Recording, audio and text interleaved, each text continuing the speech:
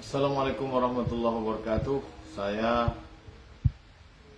ikut berbelasungkawa atas wafatnya ulama karismatik, ulama besar Nangro Aceh Darussalam, Abu Tumin.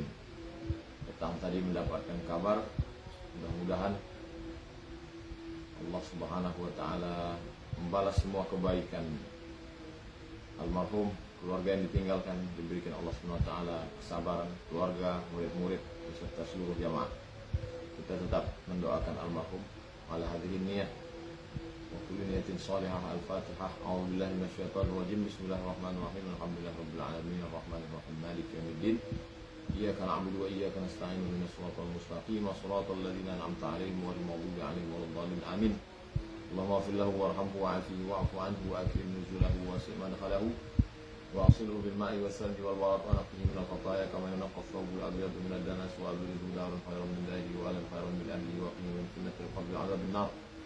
اللهم لا تحرمنا اجره ولا تفتنا بعده واغفر لنا وله ولاخواننا الذين سبقونا بالايمان ولا تجعل في قلوبنا غلا للذين امنوا ربنا انك رؤوف رحيم. اللهم اجعل اهله وذريته من الصالحين من الصابرين والصالحين الذين إذا أصابتهم مصيبة قالوا إنا لله وإنا إليه راجعون أولئك عليهم صلوات من ربهم ورحمة وأولئك هم المهتدون. وصلى الله على سيدنا محمد وعلى آله وصحبه وسلم والحمد لله رب العالمين.